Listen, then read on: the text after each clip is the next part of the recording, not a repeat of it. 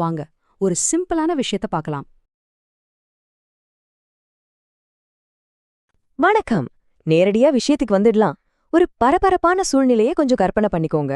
Nifty 50 பயங்கரமா சரிஞ்சுகிட்டு இருக்கு. மார்க்கெட்ல ஒரே ரத்த களரி, எங்கும் பயம். இந்த வீழ்ச்சியில லாபம் பார்க்கலாம் நினைச்சு நீங்க ஒரு புட் ஆப்ஷனை வாங்க முடிவு பண்றீங்க. மார்க்கெட் கீழே போறப்போ புட் ஆப்ஷன் வாங்குறது செம ஐடியா இல்லையா? சரி, அடுத்து என்ன நடக்குதுன்னு பாப்போம். இப்போ நீங்க ஆப்ஷன் செயினை ஓபன் பண்ணி பாக்குறீங்க. இங்க தான் ஒரு பெரிய ட்விஸ்ட் இருக்கு.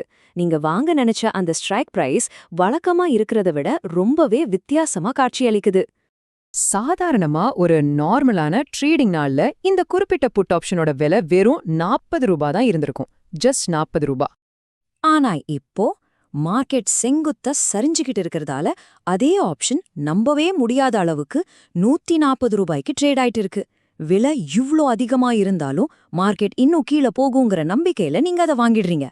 நீங்க வாங்குன அடுத்த 1 மணி நேரத்துக்கு மார்க்கெட் மேலேயும் போகாம கீழேயும் போகாம அப்படியே சைட்வேஸ்லயே நிக்குது. திடீர்னு பார்த்தா உங்க பிரீமியம் விலை தடாலடியா செறிஞ்சு 80 ரூபாய்க்கே வந்துடுச்சு. கொஞ்சம் யோசிச்சு பாருங்க, மார்க்கெட் உங்களுக்கு எதிரா திரும்பவே இல்ல. கிட்டத்தட்ட நீங்க என்ட்ரி எடுத்த இடத்திலே தான் மார்க்கெட் நிக்குது. ஆனா அதுக்குள்ள நீங்க உங்க கேபிட்டல 40% இழந்துட்டீங்க. இது எப்படி சாத்தியம்? உங்க பணத்துக்கு இப்ப உண்மையிலே என்னதான் ஆச்சு? மார்க்கெட்டோட கண்ணுக்கு தெரியாத சில மாய சக்திகள் கிட்ட நீங்க மாட்டிக்கிட்டீங்க. அது என்ன சக்தி? இம்ப்ளாய்ட் வாலட்டிலிட்டி மற்றும் இந்தியா விஐஎக்ஸ்.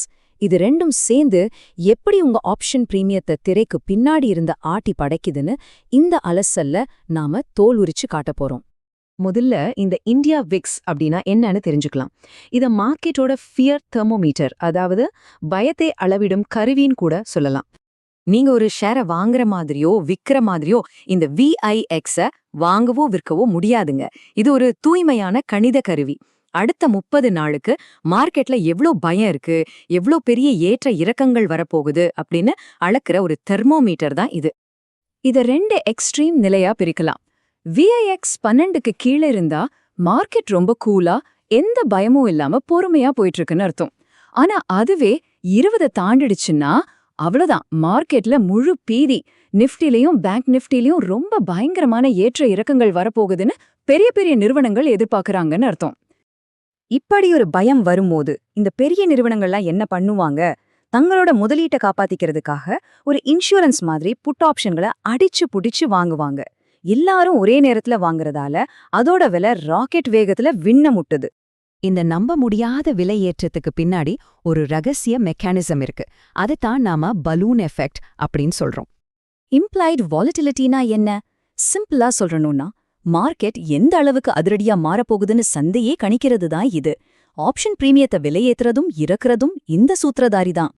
இந்த சிக்கலான விஷயத்தை ஈஸியா புரிஞ்சுக்க நீங்க வாங்குற ஆப்ஷன் பிரீமியத்தை விரிவடையக்கூடிய ஒரு சாதாரண பலூனை கற்பனை பண்ணிக்கோங்க. மார்க்கெட்ல பயம் அதிகமாகி விஎக்ஸ் உயரும்போது இந்த இம்ப்ளாய்ட் வாலட்டிலிட்டி என்ன பண்ணும் தெரியுமா? நேரா உங்க பிரீமியம் பலூனுக்குள்ள காற்ற வேகமா அடிக்கும். இதனால பலூன் ஊதி பெருசாகி ஆப்ஷனோட விலையும் தாறுமாறா ஏறிடும். நீங்க வாங்கும்போதே அது ரொம்ப காஸ்ட்லியா இருக்க காரணம் இதுதான். ஆனா மார்க்கெட் கொஞ்சம் அமைதியான உடனே விக்ஸ் சடார்னு குறையும். அப்போ உங்க பலூன்ல இருக்கிற காத்து மொத்தமும் புஸ்ஸுன்னு வெளியேறிடும். இதத்தான் ஐவி கிரஷ் அப்படின்னு சொல்றோம்.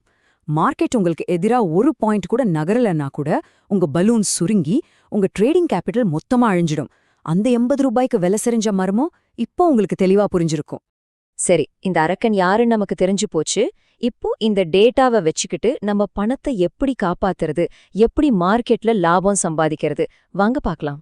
இந்த அட்டவணை உங்களுக்கான ஒரு சூப்பரான பாதுகாப்பு கவசம். நல்ல கவனிங்க. விஐஎக்ஸ் 20க்கு மேல இருக்கும்போது நீங்க கண்டிப்பா உங்க லாட் சைஸை குறைக்கணும். ரொம்ப தூரத்துல இருக்கிற ஓடிஎம் ஆப்ஷன்களை வாங்கவே கூடாது. அதே மாதிரி விஐஎக்ஸ் 12க்கு கீழே இருக்கும்போது ஆப்ஷன்கள் ரொம்ப மலிவா கிடைக்கும். ஆனா டைம் டிகேவ்ல மாட்டிக்காம இருக்க ஒரு அதிரடியான பிரேக் அவுட் வர வரைக்கும் நீங்க பொறுமையா காத்திருக்கணும். இந்த முழு அலசல் இருந்தும் நீங்க கண்டிப்பா எடுத்துக்க வேண்டிய ஒரு பொன்னான விதி என்னன்னா, இந்தியா விஐஎக்ஸ் கூட எப்பவும் சண்டை போடாதீங்க. அத உங்க ரிஸ்க் மேனேஜ்மெண்ட்டுக்கும் ட்ரேடிங் அளவை பாதுகாப்பா முடிவு பண்றதுக்கும் ஒரு வழிகாட்டியா மட்டும் பயன்படுத்துங்க. இப்போ சொல்லுங்க, நாளைக்கு நீங்க ட்ரேடிங் பண்றதுக்கு முன்னாடி உங்க சிஸ்டத்துல இந்த ஃபியர் தெர்மோமீட்டரை முதல்ல செக் பண்ணுவீங்களா, இல்ல மறுபடியும் ஒரு ஐவி கிரஷ்ல போய் மாட்டிக்க போறீங்களா? முடிவும் உங்க கையில. சந்தையில் பாதுகாப்பா ட்ரேட் பண்ணுங்க. நன்றி.